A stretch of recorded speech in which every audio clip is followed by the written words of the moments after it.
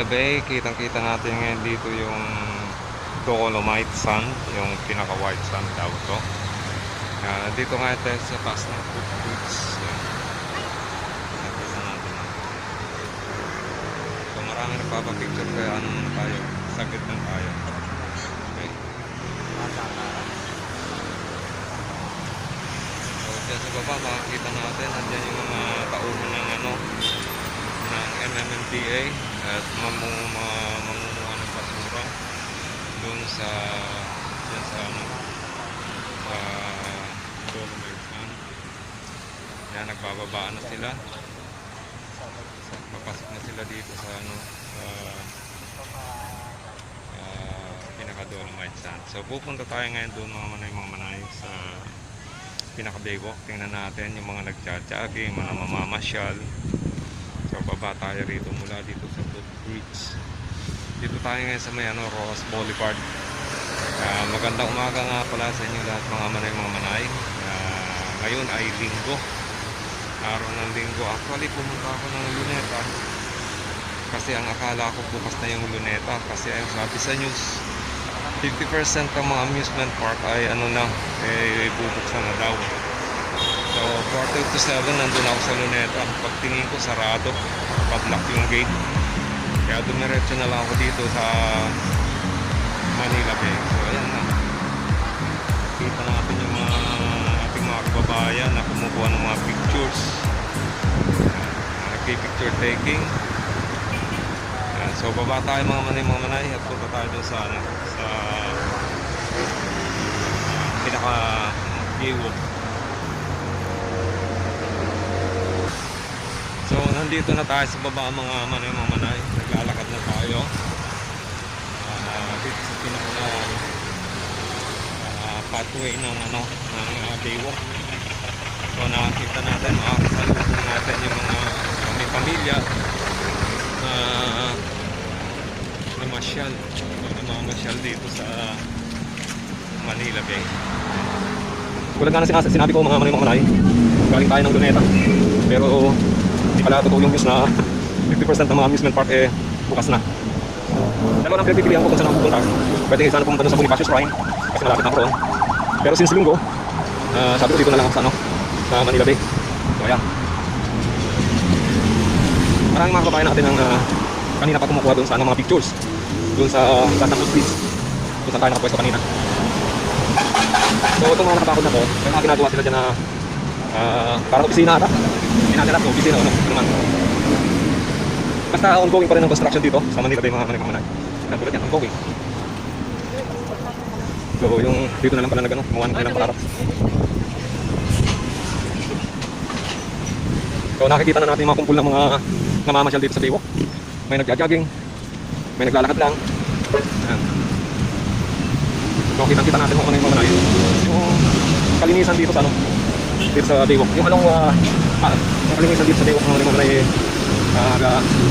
take 2. Ay. So makikita rin natin mga yung kalinisan dito sa dinadaanan natin. Malinis yung dinadaanan natin. Ito yung sculpture na nilagay nila dito. Pinagkulang tayo. Oy, pansinin nyo naman ako. Uy, ayaw. So meron din mga bike lane. Ayan. Dito ngayon tayo mga sa Pedro Hill Street. Yan yung kalsada na yan, Pedro Hill. Kung diniretso mo yan, doon ka po sa pinaka LRT station ng Pedro Hill. So dito na tayo. Meron din mga nagpapamassage. May sari-sari, may namamasyal, may nagpabike, nagja-jogging, saka meron din nagmamasahe. Ayan, si Manong. So punta tayo dito sa pinaka Baywalk. Tingnan natin. Yan, mga tao. Maraming tao ngayon dito.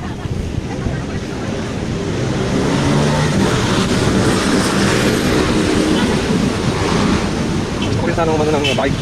Kaya na mahirap pag ng bike kung iiwanan mo, hindi ka makakapag-vlog ng maayos. Dahil baka balik mo doon sa iiwanan mo ng bike, wala na. So nandito tayo ngayon ng manay. Tingnan natin yung kung ano na ba. Pinakulang dito eh. Dati walang bakod ko eh.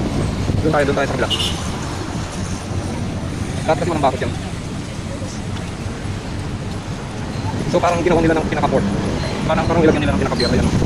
Yan yung ano na yan. Parang nilagyan nila ng parang pinaka-pier. Kasi ang katunaw, pinakatan nila. Parang nilagyan nila ng tinampakan nila ng buhangin. Dati wala yan. So, tuloy tayo. Habang naglalakad. Ito naman yung mga tauhan ng DPS. Yung kumukuha ng mga basurang nakukuha dito sa Manila Bay. Ayan, no? So, dami pa rin basurang nakukuha, oh.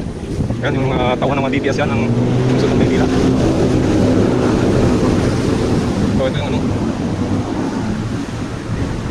Ayun yung mga pupuang basura ng dito sa ano, kapaan dito ng ano, ng Manila Bay. Kita-kita natin mga ngayon pa. May kinukuha pa sila ng mga basura. So, gano'n dapat talaga yung ating mga ano, kabayan. Gawa na yung pagkakatungkol ng mga basura sa agad o sa ilog. Kasi dito yung talaga babagsak sa ano, sa agad. Ayan. Nililinis na nila.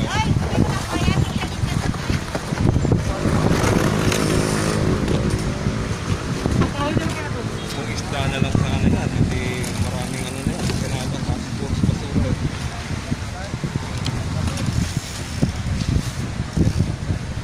So ito, kita natin mga ano yung dami. Meron pa atang kukuha nila yung mga ano na hindi ng kahoy. Yun. Kahoy. Bigat niyan, mano.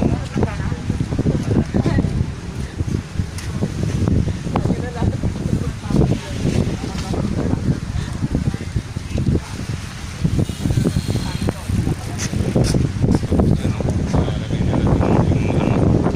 So medyo mahangin at medyo manay. Baka maano naman, distorted na naman yung sound niya dahil mahangin nga. Ayan.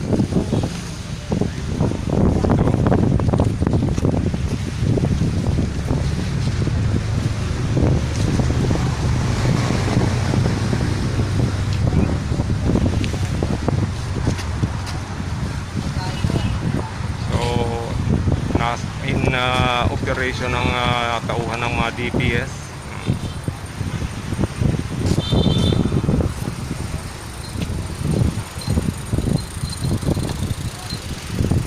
Yan yung mga kahoy, yung mga ano ba yan, mga driftwoods, yan, driftwood pala.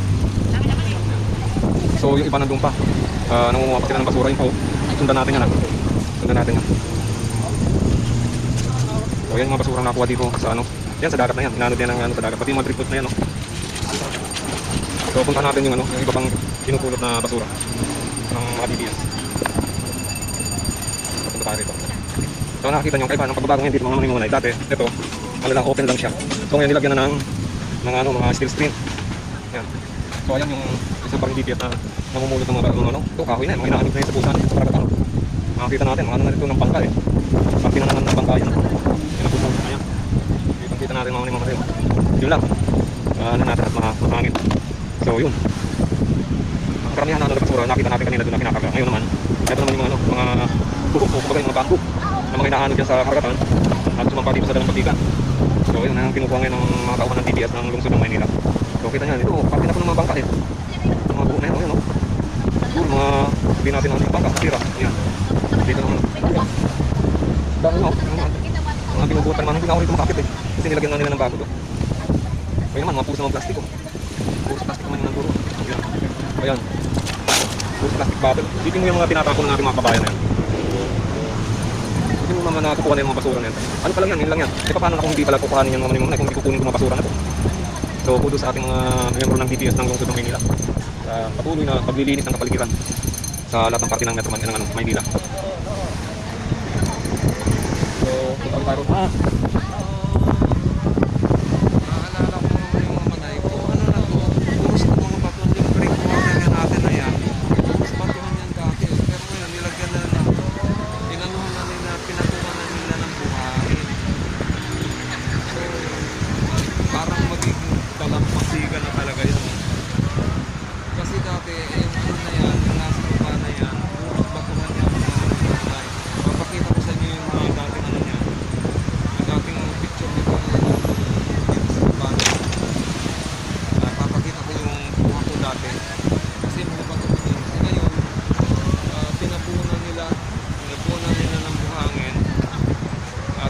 sa ilalim na ay puro mga malalaking pato. Actually, hindi ko tapos yung video ko. Punta tayo rito. Iwanan muna natin yung nag-aakot ng ito.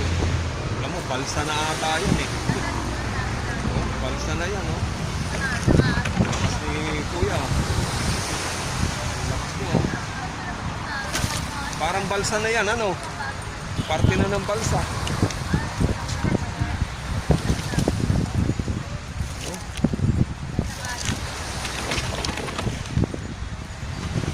So, punta tayo doon sa ano.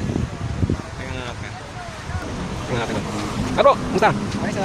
Morning. Nice po tayong nakita ko na vlogger din. Hindi ko kilala. Kung hindi na vlogger yan, makikilala. So tulad na sinabi ko mga manay. Pinagyan nila ng ano atin. Pinapatungan nila ng buhangin. Yung daming mga boulder dyan. Yung tulad ng boulder na yan, yung malaking pato na yan. Pinatungan nila ngayon ng buhangin. So parang beach na talaga siya. So, wala po sa mga puros bato yan dapat mga manay. Ngayon pero makakakot siyang buhangin. So talaga tayo rito. Tingnan natin. So ito pala. Dito sa akin, makikita natin yan mga manay. Daming tao dyan. Yan. Daming tao dito sa ano natin. Yan. Yan mga nagmabikes. So, muli ito, dito sa kabila, dito sa kabila, may walang panahon na. Itong mga buhangin na pinatong dito, dati kasi ito yung mga malalaking pato. Ayun, pinatong na kasi ng mga basura naman dito. Grabe ang basura talaga dito napupulot. Yan, magkakong silang dalawa.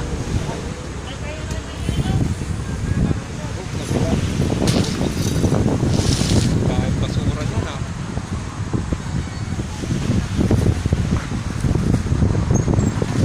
Ano yan, tatakpan to lahat ng buhangin? Ayun. Tatakpan ng buhat ng buhangin lahat yan. So kaya pala ito nga po. Tapos ito yung mga basura, may plastic, sari-sari na. So pulot na ng basura. Punta tayo ulit to. Sundan natin mga mga. Tapos dito naman makikita natin yung mga nagbabike, mga namamahinga, nagmamasyal. So ito yung pinaka-latest update dito sa Baywalk. Na yung dating breakwater dati dyan na malalaking bato. Pinatungan na ng buhangin. Ayan, okay, wala kang makikita ng bato ngayon. Pero doon sa dulo, hindi pa tapos. Papunta natin ang manay. Hanggang doon sa may papunta ng Manila Yacht Club o kaya doon sa may sewerage system. Kung saan pinidrip yung mga tubig na galing sa Pusali. Diyan sa Paura, Kati Paura, sa Remedios, dito Cruz. Yan.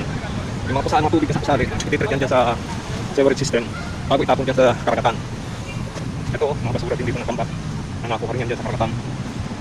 So ngayon, napunta tayo. Apat tayo dito sa pinaka-hagdan. So maraming mga vlogger din dito. Hindi ko alam kung kilala ko yan. Nakamas kasi. So kita tingnan nyo. Ayan. Yan yung dating malalaking bato dati yan. Tinatambakan ng mga buhangin. Kalagay. Ocean Man at Work. Yan. Since linggo ngayon, kaya wala siyang nagtatrabaho. Pero kita natin dito yung mga maliliit na mga basura kung saan magdalampasigan. At yung mga maninunan dati, patuhan ito eh. Ayan mga malalaking boulder na yan. Ayan dati mga nakaano dyan kalagay. Pero ngayon, mula doon, tapos na yun doon sa kaparte na yun doon. Lagyan na ng buhangin. Ibig sabihin, ipapantay siguro dito yung buhangin papunta rin sa baba. Okay, so mangyayari niya pagkapuso ng buhangin na yun, di pagkita mo na talaga yung basura, wala mo nakakaputik yan sa mga bato. Dati kasi pagka lumaki ang tubig, dagat, high tide, maraming basura, lubos yan may mga basura, yan yung maliliit na yan, diba? Yung maliliit na basura na yan, mga manay. Pag yan sumiksik dyan sa mga batuhan, na-stack yan dyan. Ngayon, kung buhangin na lang lahat siya, ibig sabihin, pag inanod siya dito sa dalampasigan, madali na siyang mapulot, madali na siyang pulutin. Tulad yan, ang daming mga basura o mga plastic. Yung ng soft drinks, kadalasan mga plastic. So mas maganda to pagka natapos na mga puros buhangin na lang yung makikita natin dito. Wala na yung pinagbato pa. kumbaga yung mga patong na yan yung mga pinaka breakwater, yan yung bumabasag ng mga halo, mga tubig. Pero since tatakpan na siya ng buhangin, andun pa rin, hindi naman yan napawawala eh.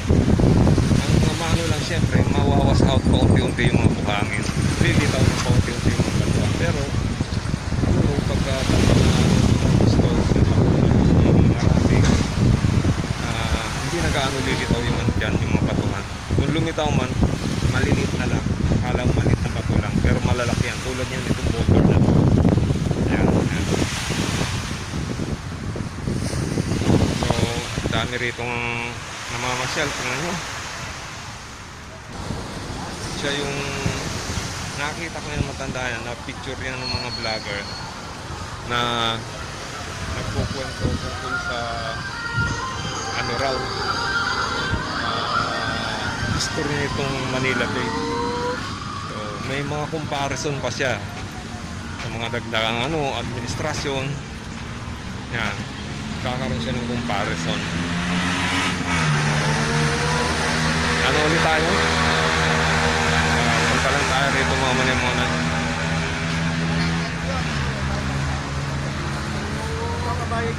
Ayan nga yun. Yan nga yun yung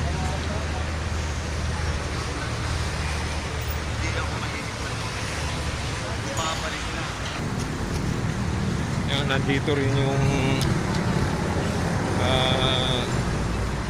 crew ng mga reporter ata ng DCRH to. Ito ang balita. Yan. Yan, DCRH News.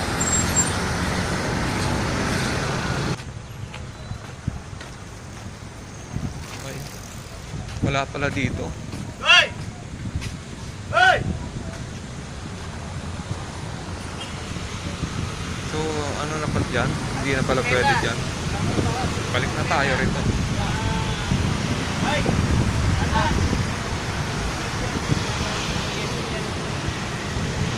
Ang dami ng bawal mga manay. Kahit lumapit ka na sa may bawal.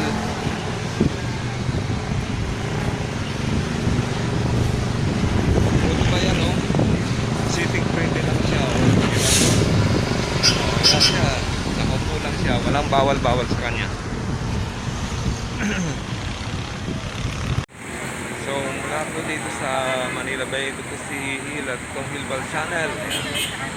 Kita nyo sa likuran ko yung background ng yung pinaka background ko ay yung Dolomite na nakikita natin na laging nakabandera sa mga news. Yan yung po yung Dolomite, yung parang white sign.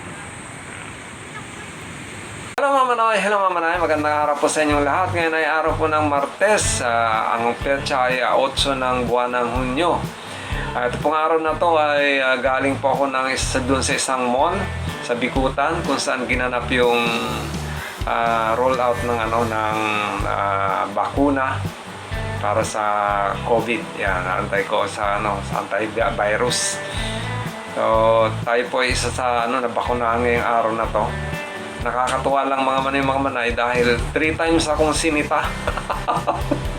3 times akong sinita doon sa upuan ng mga seniors. Pinapilit akong pinaalis doon. Sabi ko, sir, seniors na ako eh. Senior na ako. Parang ayaw maniwala. So, pinakita ko yung aking senior citizens ID. Ayaw nila maniwala eh. Sabi ko, matanda na rin naman ho ako eh. 60, pa 62 na nga ako eh. So, kung nung ipinakita ko yung senior citizen, saka lang ako binigyan ng form. Ayaw nila ako bigyan ng form eh.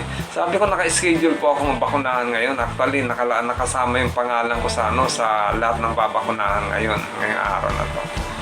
So, nung makita niya yung aking senior citizen's ID, saka lang niya ako binigyan ng form. So, sa madalit sabi, nabakunahan ako. Wala rin namang hindi naman masakit. Pero yung post-vaccination niya ay pinaghintay muna ako ng 30 minutes bago ako pinauwi. Kasi obserbahan daw muna yung kung ano yung mga reactions sa katawan ko, kung merong mararamdaman. Kasi sinabi ko meron akong allergy sa anti-allergy na gamot. So kaya pinag-ano nila ako ng 30 minutes. Mabilis lang yung pag-ano sa amin, yung pagbakuna. Mabilis yan. Tsaka yung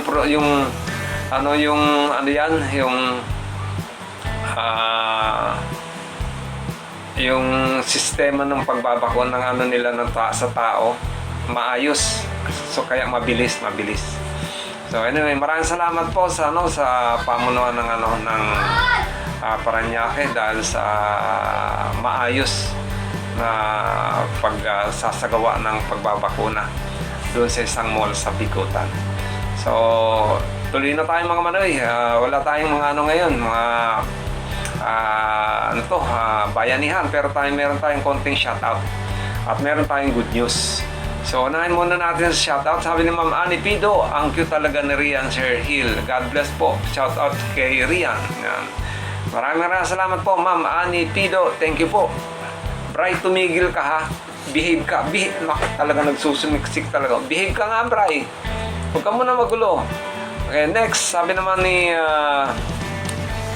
Pare Hernan Forteo, thank you pa din sa daming napasaya sa update mo sa mga batang drummer at kami natuwa na pumayag na sila na may balik sa ang white channel ni Reynalyn at ma-manage mo. Abangan ko pa di para mapalaki ulit natin yung white niya at okay na yan, laro nila para energetic ang mga bata, hindi puro gadget na lang. Diyos mabalos sa Indogabos yan. Diyos mabalos din po sa iyo, Padre Hernan Forteo. Thank you. Sabi naman ni Sir Juanito Batarilan, that very good news, Brad Hill. Andito lang ako, laging nakamonitoring sa iyo. Yan. Maraming salamat po, Sir Juanito Batarilan. Sabi naman ni Ma'am Emily Luna, mabalos sa video Manoy Hill. Yan. Shoutout po. Yan. Shoutout din po sa inyo, Manoy Emily Luna. Thank you po.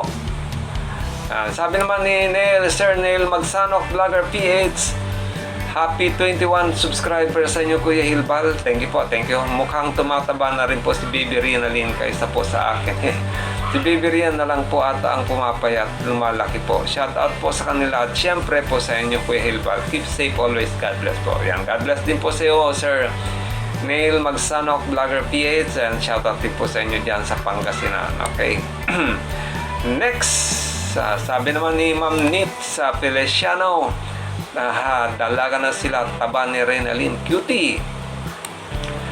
Next, sabi naman ni Sir Eljo Tanilla, nakakagulat naman yan, ang taba na ni Idol Reynalyn, tapos si Rian, mga dalaga na. Okay, next, thank you po Sir Eljo Tanilla. Sabi naman ni Bertudais Uwo, Sir Hill, maraming salamat sa napawang pangungulila ko sa idol ko, sir. Nang dahil sa iyo, sir. Salud ako sa iyo, sir. Boyak po, maraming salamat po. Yan. So hanggang dito na lang po muna. Mayroon pa rin pahabol. Yan, si Ma'am Pina Selmaro. Sabi ni Ma'am Pina Selmaro, wow, dalaging ding ng idol ko, parang dalaga na talaga siya mag-ayos sa sarili niya at ang tangkad niya na pera usog. Yan, maraming salamat po, Ma'am Pina Selmaro. Yan. Thank you po. Thank you. So ito po ang good news. Kanina po nagawan ko na po na-publish ko na po yung YouTube channel ni Reynalyn. At gumawa na rin ako ng kanyang intro. Wala akong maisip na intro sa kanya kasi wala naman ako talaga wala akong picture o kaya mga videos niya. So nag-grab ako ng isa niyang TikTok doon sa sa Facebook niya. So yun ang ginamit ko. So ilalagay ko yung link ng ng channel niya dito sa description.